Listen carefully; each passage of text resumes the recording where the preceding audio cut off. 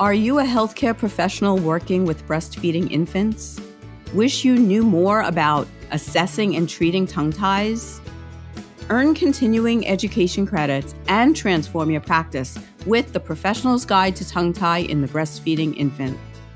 It's perfect for any practitioner who works with infants and their mothers, especially those working through feeding challenges. Learn to identify who needs treatment, build a qualified care team, and provide holistic care options. Discover the ins and outs of frenotomy, including procedure preparation and best aftercare practices. By the end, you'll be confidently supporting breastfeeding families armed with the latest protocols and be part of an interdisciplinary community of experts just like you. Tongue ties are nothing new, but the right way to assess and treat them is. Ready to make a real difference? Join now and become a tongue tie expert. Sign up today at tonguetieexperts.net/professional and become the evidence-based resource that your community needs. To show my gratitude, I'm offering you a special discount as a podcast listener. Use code PODCAST40 to save 40% off today.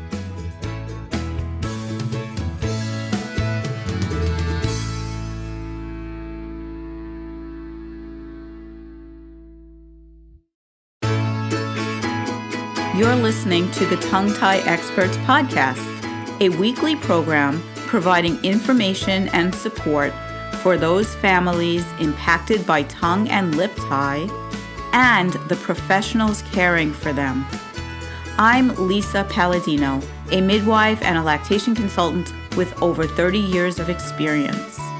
If you are a parent looking for answers or a professional who is curious to learn more than what you learned in school on this topic, welcome. This podcast is for you. A gentle disclaimer. Please do not consider anything discussed on this podcast by myself or any guest of the podcast to be medical advice. The information is provided for educational purposes only and does not take the place of your own medical or lactation provider. Thank you. Hello and welcome back, everyone. This is Lisa Paladino, the host of Tongue Tie Experts podcast, and I am so happy that you've tuned in today. This episode is a little different than most. Actually, it may be my most vulnerable episode ever.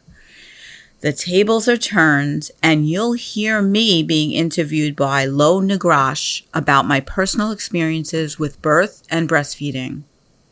If you've ever wondered how I got from being someone born into and working in a medicalized and bottle-feeding family and culture to being an advocate for natural birth and breastfeeding, please listen. You may remember Lo Nigrosh from episode 303 of the Tongue Tie Experts podcast. The episode that you'll hear today is from her own podcast called The Milk Making Minutes. I recommend everyone listen to her podcast episodes because she is telling wonderful stories about breastfeeding that will benefit everyone.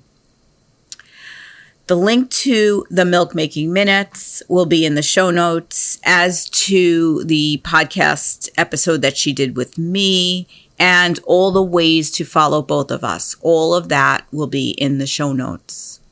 A special thank you to Lo for lending me this episode, for being such an advocate, and for allowing me the time and space to share more about my journey. Here you go. I am always so thrilled when I get to hear the personal stories of providers I admire.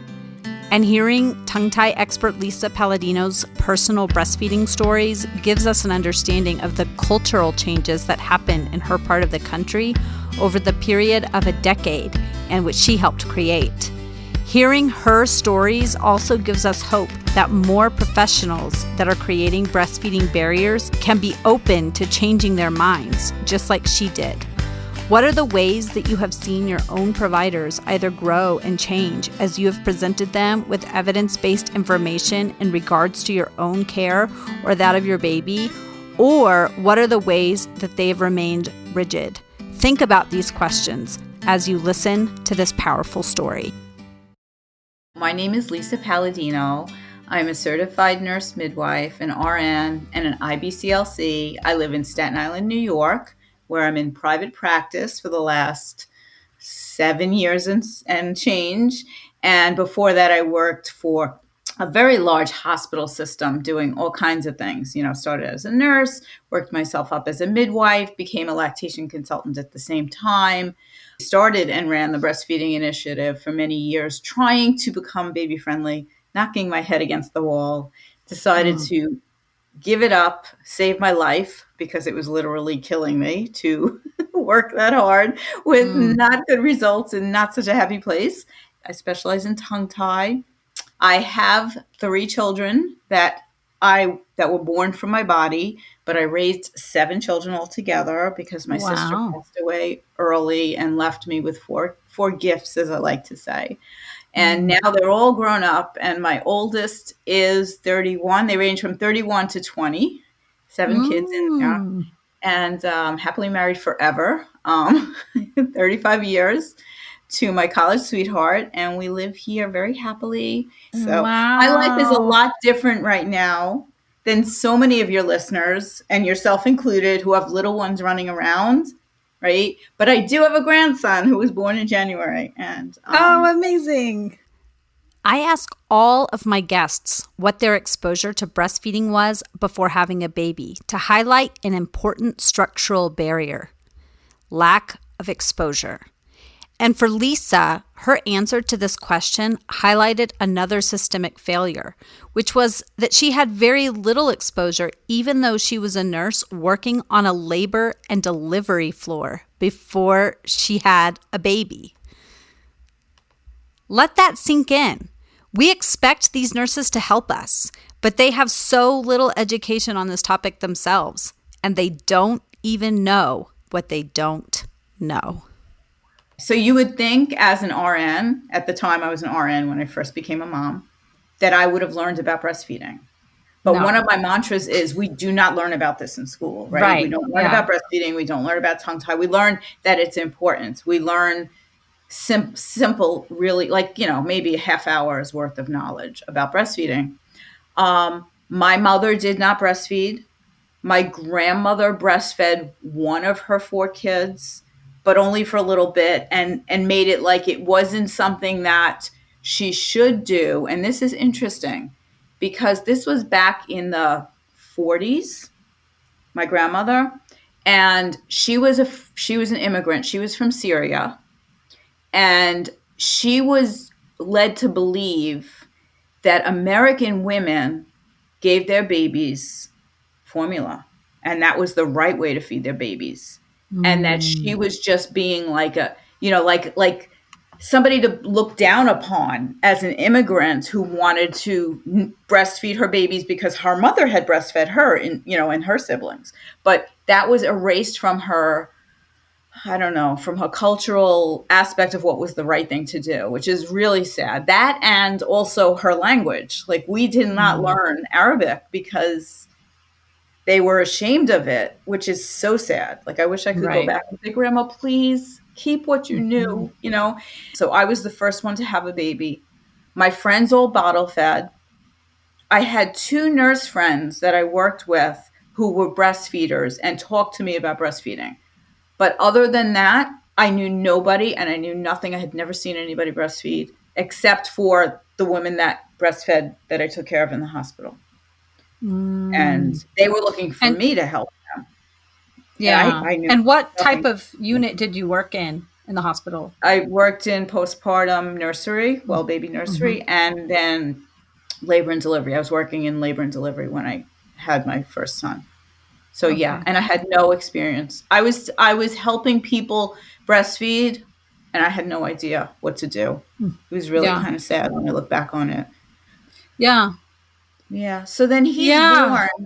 And we had some interesting, in 1991, there were some interesting things going on in the newborn nursery. We had bottles that had formula, but we had bottles that had sterile water, and we had bottles that had glucose water. And there was no rhyme or reason as to what you gave when. So it was, you know what, this feeding, I'll nurse him. You know what, this feeding, oh, there's somebody here, I'll give him formula. Oh, I gave him formula last time. This time I'll give him glucose water.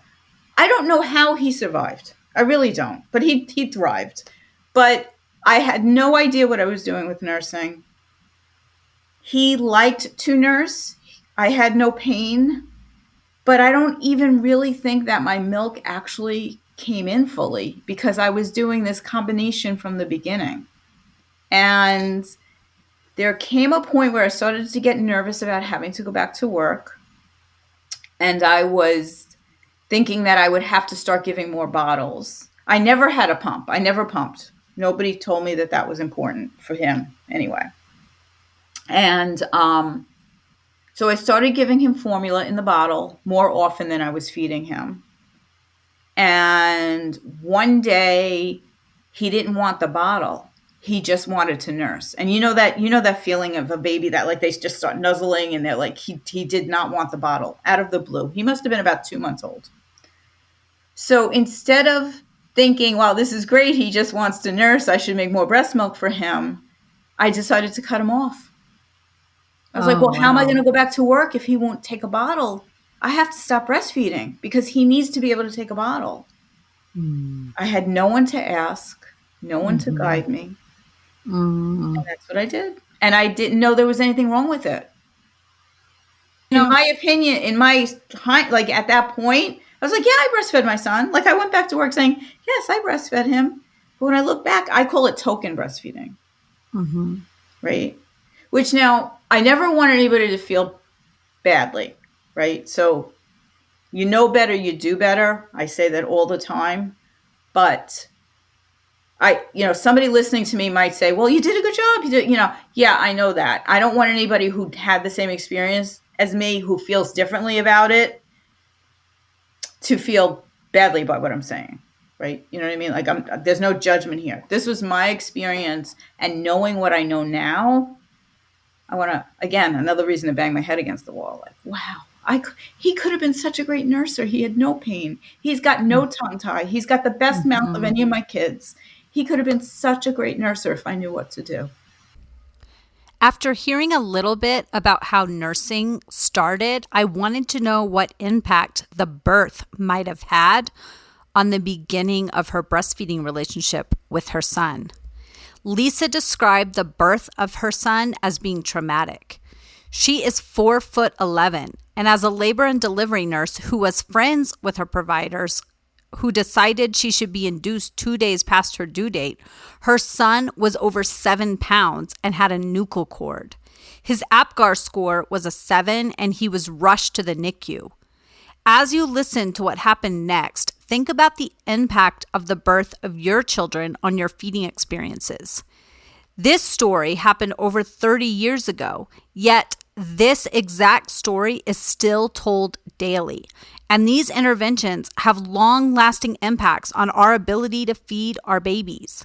What will it take to remove the barrier of stressful births and immediate separations from our babies from the equation so that feeding can get off to the best start possible?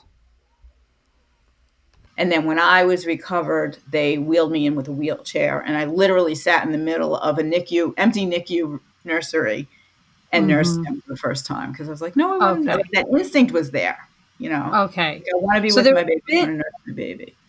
There was a bit of delay, between delivery and nursing. Yes. Yeah. But it didn't seem to impact his ability to suckle. No. And it was only like probably an hour or two. It wasn't. Okay. It wasn't a long time. Yeah. Was there anyone there who was offering lactation support? I know that when you work at the hospital, there can be this, you can sometimes often get less support because there's this idea that, oh, she knows what she's doing. She doesn't need the support, or I'm not going to interfere. And so sometimes you can get more privileges when you work within the hospital system, but also there can be this feeling of like, oh, we're not going to send the support. So was support available to There patients? was no support available. There was nothing. My role became Breastfeeding Initiative Coordinator Lactation Consultant in 2008. That was the first time there was someone who was a lactation consultant at the hospital. There was before me, there was a staff educator who was an IBCLC, but she was just hired to educate the staff. She was like in professional development. She was not on the floor unless she voluntarily decided to make visits, which was crazy. But so no, I got no help, no support. It actually, for those who are working in the hospital, I don't know if it's different since COVID, but what happened with me was I got so many visitors. Everybody wanted to come in to see me. And that was part of the reason why I was giving bottles, because I was like, I wasn't going to undress and start nursing this baby in front of, the housekeeper that I work with, or the whatever, the clerk and the administrators came, like everybody came to visit me, well-wishing. It was wonderful that I had a lot of friends. But it was, I had one friend that I had barely seen. I had worked with her a year before she came, and she sat in my room all evening, and I was like, what are you doing here? I just wanted to be alone. I want to recover. I want to spend time with my new son and my husband, So that kind of stuff can also happen when you work at the hospital. You get too much attention, and it takes away from that rest and recover time. And that's an interesting fact. People have a hard enough time newly breastfeeding in front of family. Yes. But I know I was a pretty confident breastfeeder and just made a choice. I'm just going to breastfeed in front of people. But I do know there were instances where I had to be around coworkers breastfeeding. And it was I felt like I was crossing a boundary. Mm-hmm.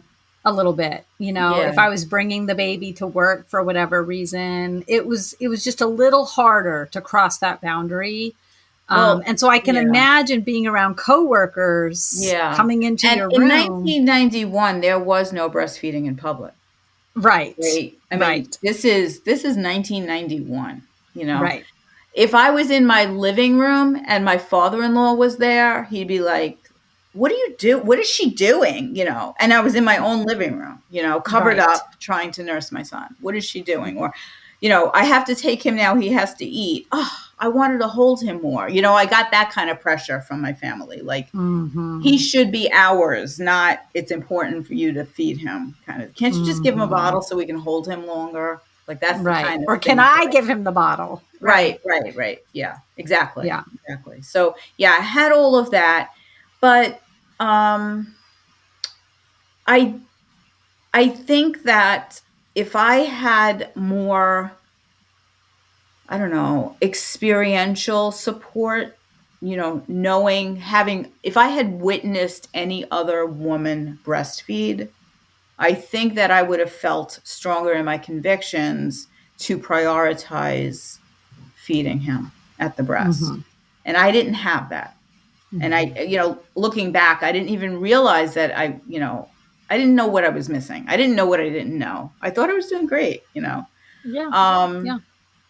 Then I learned a lot between that point. My daughter was born 3 years later, and just my knowledge base was evolving from working in labor and delivery and not feeling, we could have a whole other conversation about birth culture and all that. Yes. Lisa said her second labor was quite different from the first, but she still wanted to please her friends on the labor and delivery floor, and she wanted to have a delivery that was convenient for her husband's schedule, who did not get paid parental leave. She took castor oil on a Friday night, and by the time her husband was home from work, they went straight to the hospital. She got an epidural at her doctor's suggestion so he could break her water, and her baby was born 4 hours later. This is what happened next. So now she's born, whole different experience. It wasn't a hard pushing experience. She comes skin to skin. I nursed her. She was a peanut. She was only 6'2". And they told me that I did some skin to skin. I didn't know what it was at that point, but I did hold her for a while. And then, we passed her around the room as we used to do. Everybody held her too. By the time she got up to the nursery, her temperature was low. And they wouldn't let me have her out of the nursery. They wouldn't let me nurse her because her temperature was low. And I said, well, I'll hold her and that'll stabilize her temperature. I knew that much at that point, right? This is 1994 now. These were my friends. These were people that I worked with forever. And they did not trust me to keep my baby warm. And I was sad and frustrated, and I didn't know what to do to get my baby back. Finally, the shift changes. The day shift comes in, and I'm like, listen, put a hat on her, wrap her up. I need to nurse my baby. This is crazy. And they let me do that. And then I went home that day. And, but of course, best laid plans.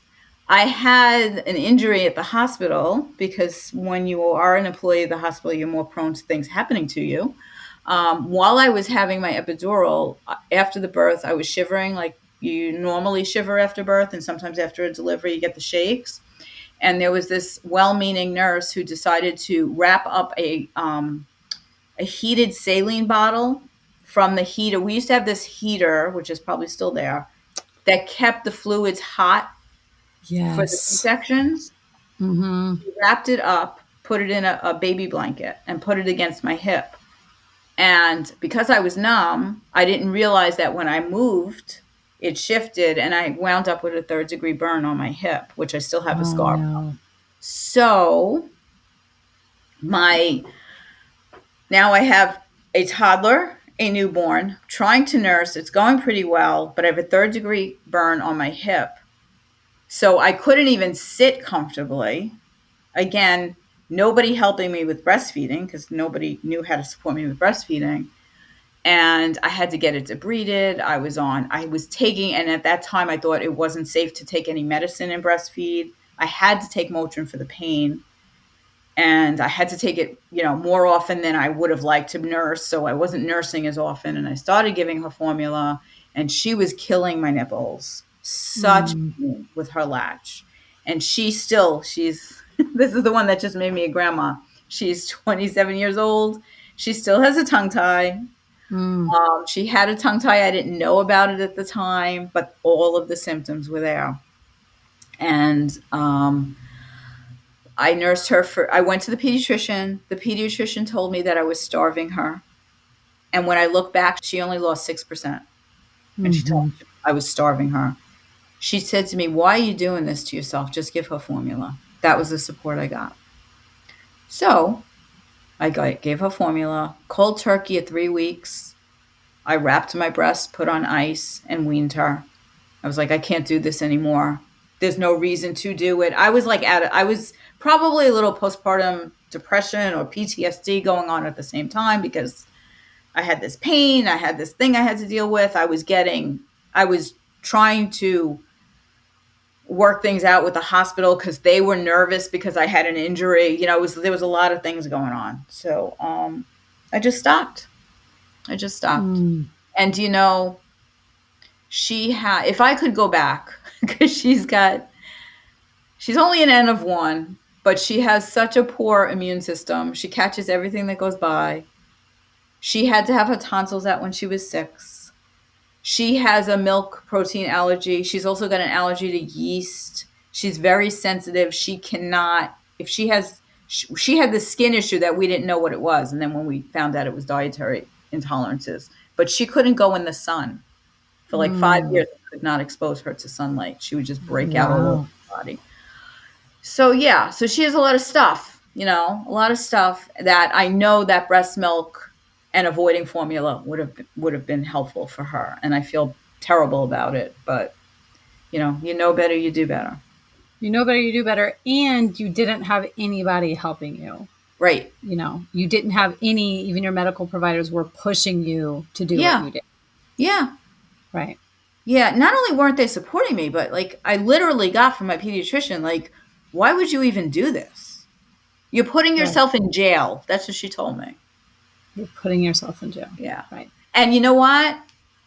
Other than that, I respected everything about her. She was an excellent pediatrician. She knew her stuff. She wasn't an alarmist. She was great with sickness in kids.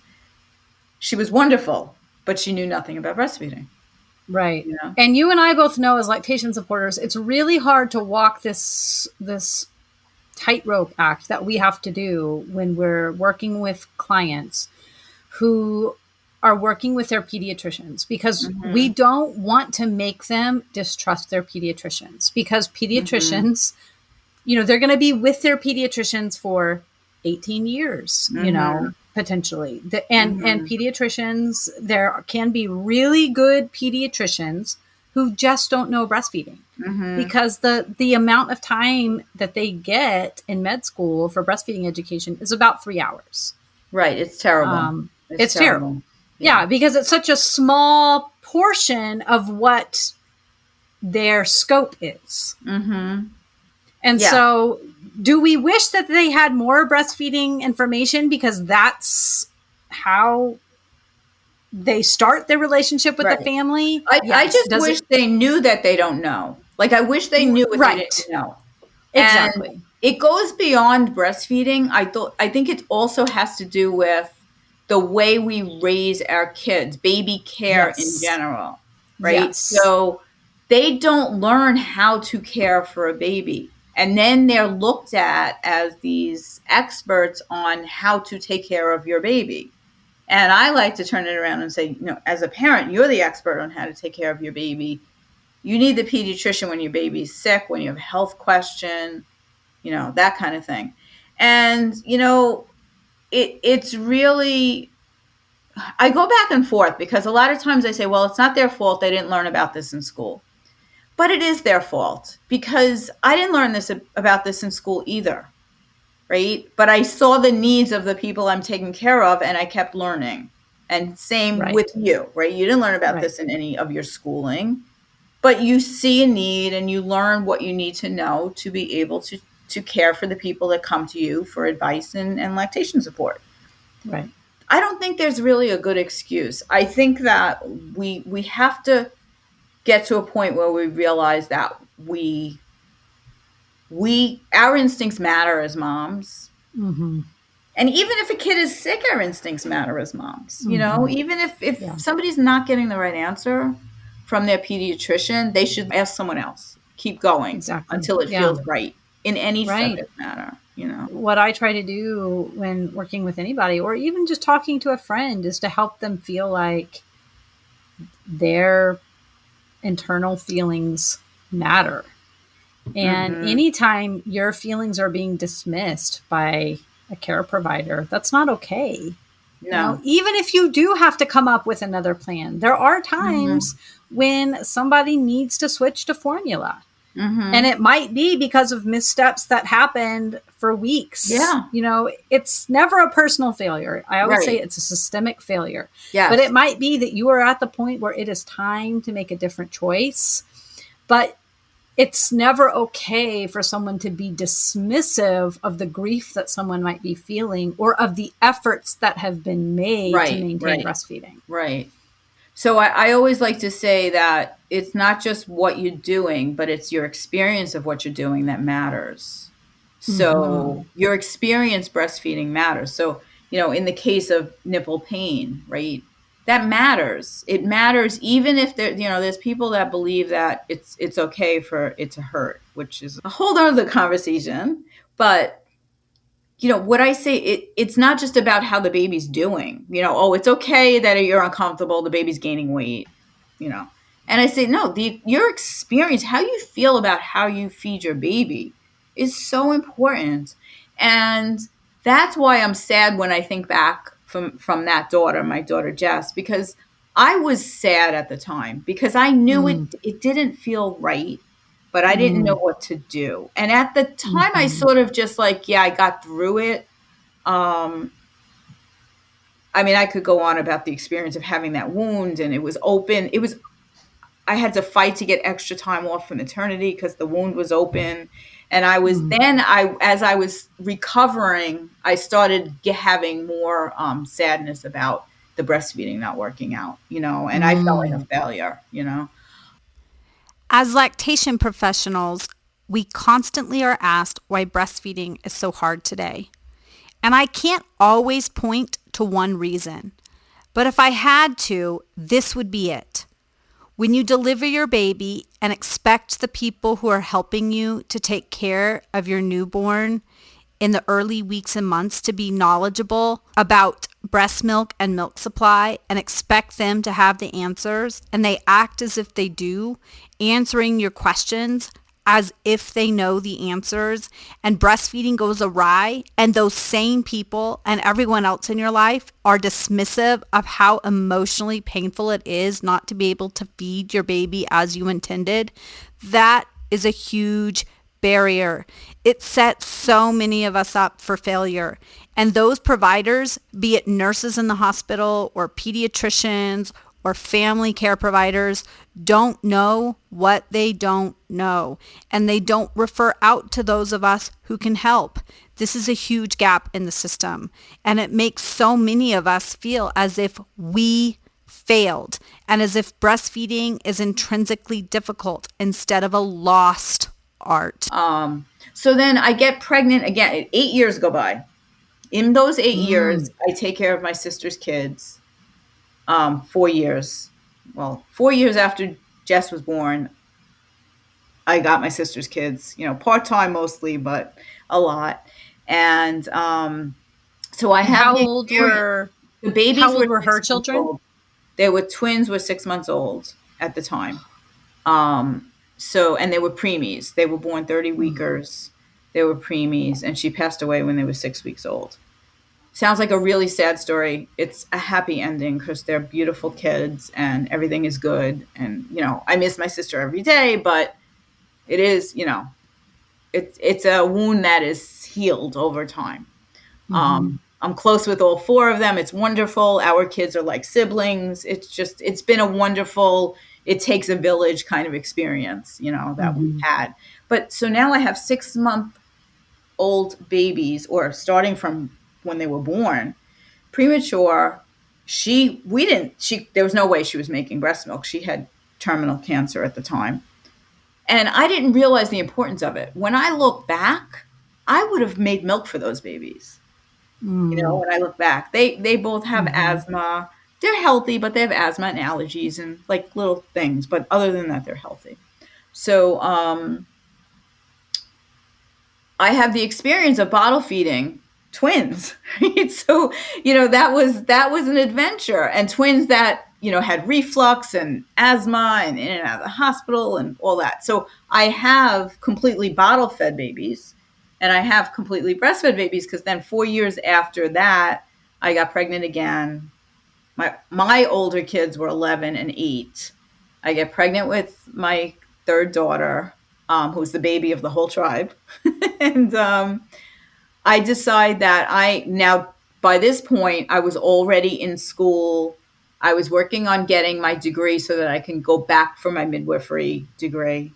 I knew what I wanted to do. I was already studying lactation. The internet was a thing. I was learning on my own. I had taken many courses already before I went back to school, been to conferences. I had spiritual midwifery. I knew I was like, and I had friends who were midwives who had started doing births in the hospital, which was monumental where I live, to have these midwives doing births. And we had a birthing room in the hospital with a tub. It was wonderful. But I said to them, guys, I want you to deliver my baby, but I want to do it at home. And I said, there is no way I'm going to have another baby in this hospital and go through what I went through the last time. So my brave friends who had never done a home birth, who were trained only in hospital birth, said, okay, as long as you're okay with, if anything goes wrong, we're going right to the hospital and everybody's got to know. You got to get all the equipment and we have to have nurses there. because they were used to hospital birth, right? Mm-hmm. So it was my two midwife friends, their intern at the time, who is actually now a very established and wonderful midwife. It was, she was on call with them, and three of my best nurse friends from labor and delivery, and my whole family was there. And I had a beautiful home birth. And the interesting thing was Jill was born with a cleft lip. And if she was born at the hospital with a cleft lip, she would have been whisked off to the NICU. Absolutely. Yeah. And she had a cleft lip, but she was perfect. Her palate was perfect. She nursed from birth without any problem with that cleft lip. We had zero separation, and I nursed her for 14 months. Wow. What a difference Yeah. those first two stories to the third story in having a supportive setting makes. It comes up again and again in the milkmaking minutes. Yep. I was surrounded by people who believed I could do it. Even my mom, by the third one, my mom has since passed away, but I love telling this story. We were in the mall. I think my daughter was probably about 3 months old, and we were shopping in the mall. We had all the kids with us, and we stopped to have lunch at the little food court. And the baby started crying, and I'm like, oh no, I think she needs to eat. And my mom, she was so cool. Now this is 2001, right? So we've progressed a little bit. She's like, feed her here. I said, are you sure, Mom? You're okay with that? And she's like, Lisa, your baby is hungry. Feed your baby. She was so cool. And I was so proud of her, because it was like, this is so cool, So yeah, and her whole, my daughter Jill, the one that she's 20 now, her whole the whole birth experience and her breastfeeding for me and all of that, the way she was born was really healing for our whole family because we had been through trauma. It was also post 9/11. I was pregnant with her for 9/11. My brother was a New York City firefighter. He was there. He lost many friends. He was affected immeasurably. He was at her birth too, and he was a different person after her birth.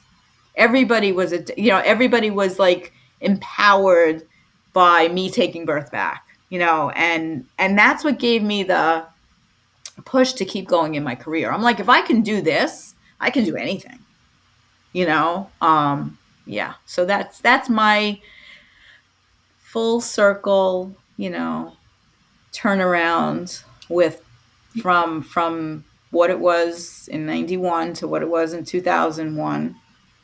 Totally different story.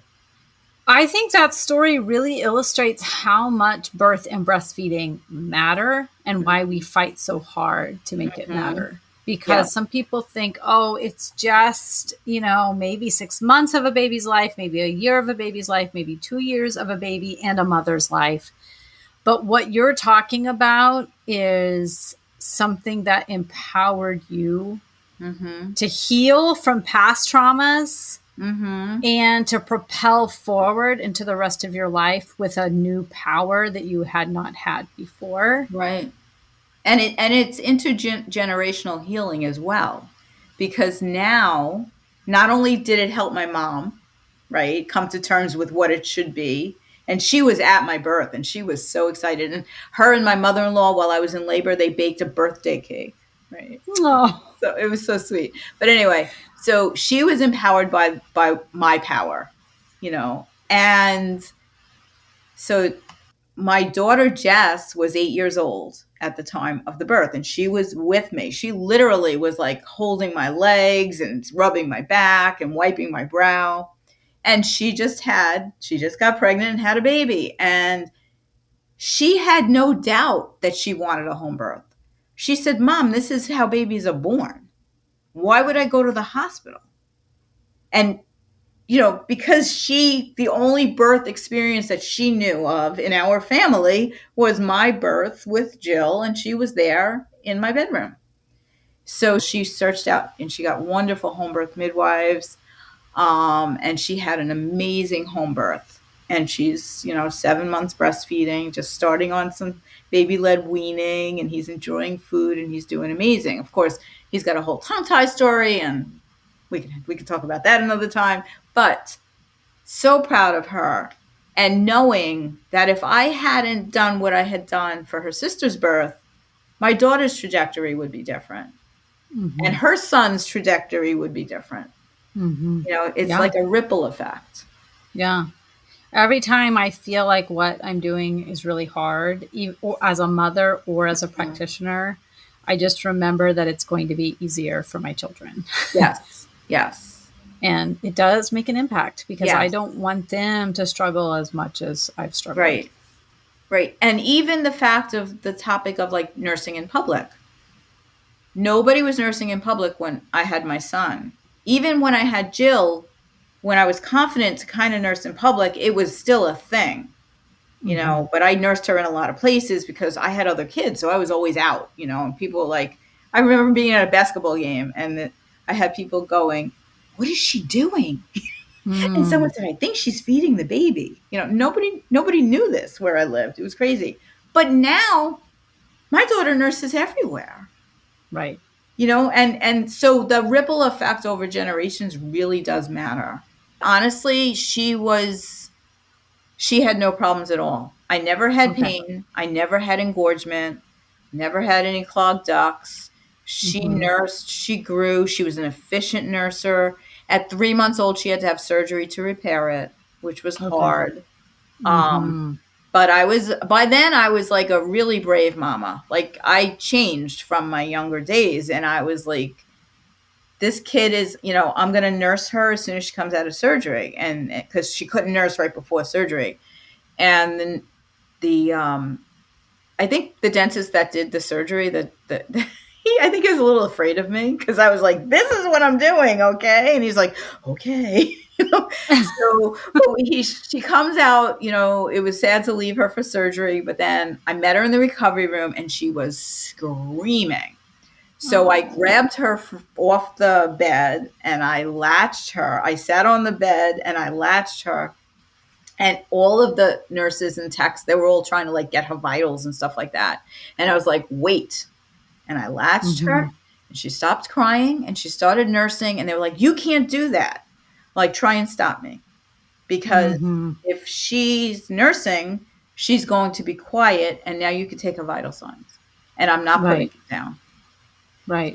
We were supposed to stay overnight, and they discharged us that night. They were like, get them out of here. Right. Yeah. Because I'm like, I'm not putting my baby down. She needs me. And she healed so beautifully. It was wonderful. It was a wonderful experience. So, my doctor really trusted me because he was like, I wouldn't normally let somebody go home. I said, I know, but the nurses want me to leave, right? Because they can't do anything for us. It's funny. But yeah, she didn't have any pain from the surgery that made nursing difficult? She might have had, I gave her a couple of doses of Tylenol. And then after that, it was fine. She nursed perfectly. Wow. Really, I mean, I couldn't have had a better experience than I did with her nursing. My only sad part about that was she was so busy and so interested in becoming like the older kids that she had no patience for nursing. So like 14 months, she was done. I was like, wow, I want to keep going. Are you a professional that feels like you didn't learn enough about tongue tie in school? Whether you're a lactation consultant, a nurse practitioner, a midwife, a doula, a doctor, a speech-language pathologist, a chiropractor, PT, OT, dentist, etc. I don't mean to leave anyone out. Anyone who works with pregnant or breastfeeding families in any capacity who is curious about tongue tie is welcome in the Professional's Guide to Tongue Tie in the Breastfeeding Infant. What you'll learn: we have 4 modules: assessment, treatment plan, frenotomy, and aftercare. So much great information, and it comes with a community. I didn't learn this in school, did you? Tongue tie treatment can be complex, and those who expect relief of symptoms with a quick snip or even a laser release, even by an experienced provider, are usually disappointed.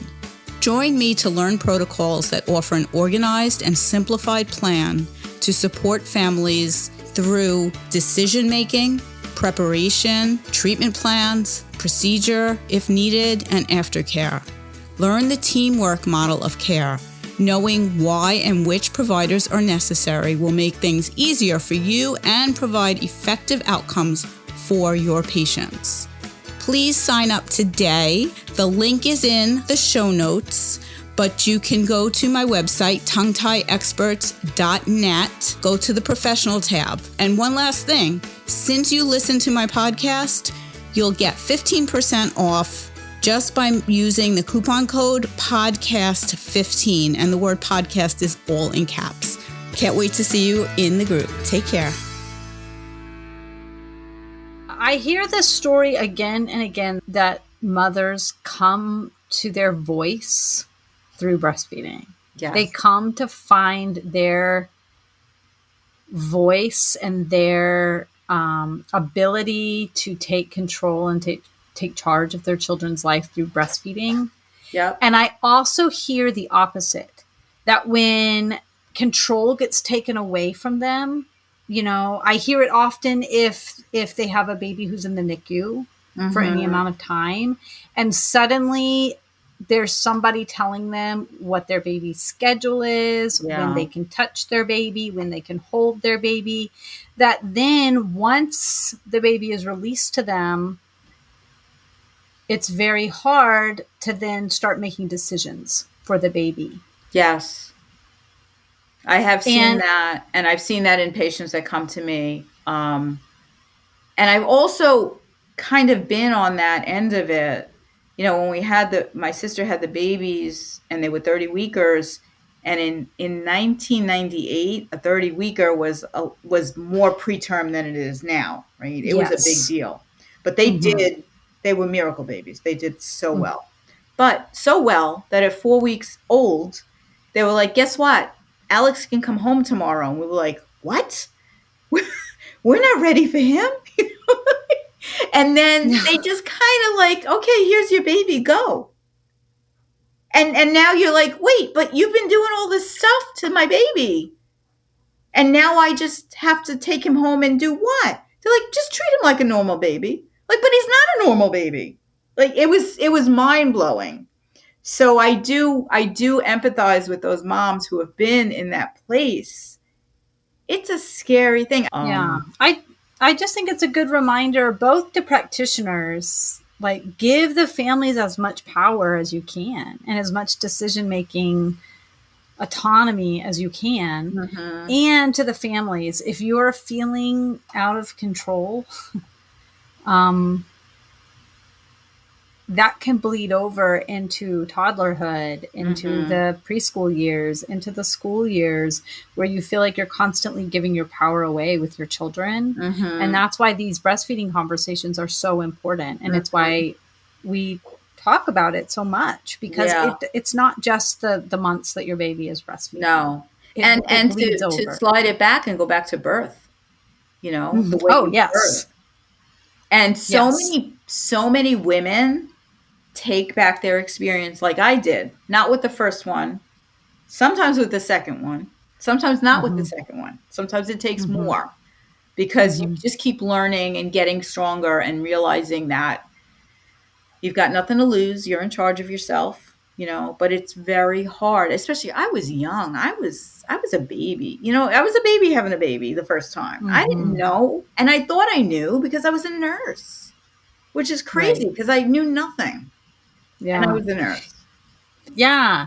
So then let me ask you, because so many people just stay on the L&D floor. They might work there for many years. They might make some small changes to how they do patient care when it comes to breastfeeding and even labor and delivery practices. But what do you think ignited the fire in you to change so drastically to how you were practicing previously, to then becoming a CNM, to becoming an IBCLC, and now to having your private practice and being a tongue tie expert? So I believe that it was the influence of, there were one or two nurses that I worked with let me see, I'll say there were 3 nurses I worked with who were thinking outside the box, who taught me to support women who were doing things naturally, and who dragged me to conferences with them.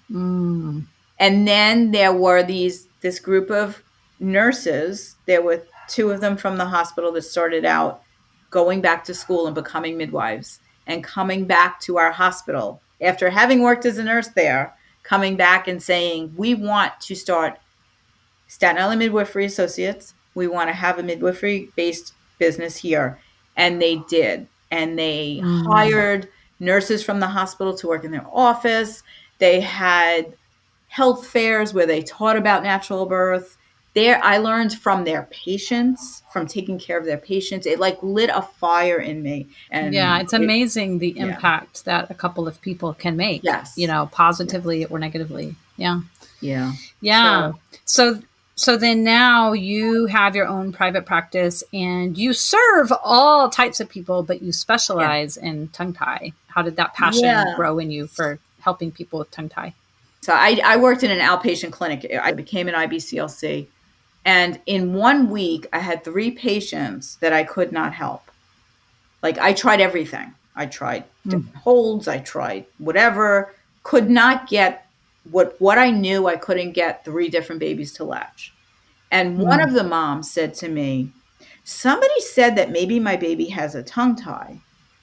And I dismissed her. Just like so many providers do now, I just dismissed her because I didn't know about tongue tie. I only knew what I learned in school about anterior tongue tie. And I dismissed her. I felt like crap, honestly, because I go home and I'm like, this isn't right. You know, this week sucked. I might as well just stop what I'm doing because I can't help people anymore. And thank goodness the internet was a thing already. And I was like, let me look at this tongue tie thing. Maybe it is something. But in my midwife's brain, I was thinking non-intervention, right? As a midwife, I don't want to do anything that's not necessary. And I was thinking, why would we have babies born who needed a procedure in order to breastfeed? That didn't make any sense to me. And it really doesn't make sense if you think about it that way. Babies should be able to breastfeed. So I opened my mind. I did some research. I found an association at the time. It was called IATP, which is the International Association of Tongue Tie Professionals. I started digging into all the stuff they had online. I think they had some online courses, and then I went to a conference. And I walked into the conference, and I called my husband after the first session, and I said, honey, I've met my people. It was people from all over the world that were having the same kind of experiences that I was having, not being able to help certain babies, and they didn't know why. And then starting to look into tongue tie and coming together with those who one step ahead of us. And we started learning from each other. And then I came home from the conference and I spoke to someone else who was there and who was much more experienced than me, but wasn't in my area. And I said, like, how can I help? I don't really know enough yet. And they said, but you know more than anybody else in your area, right? We need you to do this. We need someone where you live to do this. So, you know, put on your big girl pants and start practicing telling people that you take care of tongue tie. And all it took was me having one successful family for it to start snowballing. So this was going back, I don't know, 10 years ago. And now I have my own courses. I have a podcast all about it where, you know, I call what I do tongue tie experts, not because I think I'm an expert, because I think everyone's an expert who has dealt with tongue tie, whether they be a parent or a provider, a professional, a doctor, a nurse, whoever it is. If they've dealt with this issue and they know about it, they're the experts. So I bring the experts together and we talk about it and we learn from each other. So that's how I've gotten where I am. And I've honed my protocols over the years. Things change. You know, I keep learning and growing and evolving. What I would have told a family 5 years ago is different than what I tell them now. And Probably a year from now will be different, because you know better, you do better, and there's more research coming out, and just keep going. And I love what I do because I impact so many lives by what I do, and I can make so many connections. Like a lot of times I feel like I'm just a director. Like, you don't need me, but you need this one, and then you need this one, and then come back to me. That kind of thing. Yeah, that's amazing. Yeah. Okay, so your podcast is called the Tongue Tie Experts Podcast. Yes, it is. Yep. Pretty obvious. And so, yes, and people can find that wherever they listen to podcasts. Yes. And, for everybody who's listening, you got to know that Lo is on my podcast. Look for that episode. Yeah, I told my personal story of breastfeeding, which I have not told on this podcast. And we had a great conversation. Yeah. And you both you kind of do a mix. You interview other experts in the field, all those people that you just mentioned. So it could be another IBCLC, or it could be a craniosacral therapist, or it could be a dentist. You interview so many people whose experience intersects with tongue tie. Yes. And but then family. Yes. And then you also talk to parents, because what they're saying about their experiences, what we parents who have experienced tongue tie, even you are a parent who experienced tongue tie, you just never had it resolved. What we say about what's happening with us and with our babies matters. Absolutely. It really is. To hear the stories, because until you hear the stories, you may not be affected by it. And I feel it's important for families who are going through struggles right now to hear their stories and other people's stories, because I hear the same stories over and over and over. Different people, different details, but basically the same underlying thread in the story. Okay. Awesome. Well, Lisa, thank you so much for sharing both your personal stories and then how that led you into your professional expertise. And I just want to thank you for also being a person who was willing to grow and change. Oh, thank you. Because it's made an impact on the breastfeeding community, and so many people just stay stagnant. And we need many more people seeing what's wrong and then deciding to learn and change themselves personally so that they can impact the birth and breastfeeding culture. So I appreciate you being someone who is willing to do that. Thank you. I appreciate your appreciation. And I get more than I receive, more than I give from this work. It's beautiful. It's amazing. All right. Well, thank you so much. Thank you so much for having me. This was so fun. Thank you so much for listening to this week's episode of the Tongue Tie Experts podcast. Check out the show notes for useful links about the topics we discussed and for ways to follow us on social media. Please subscribe to us on your favorite podcast app. And if you enjoyed listening, we'd love it if you'd rate, review, and share with your friends and colleagues. Thanks so much. Bye-bye.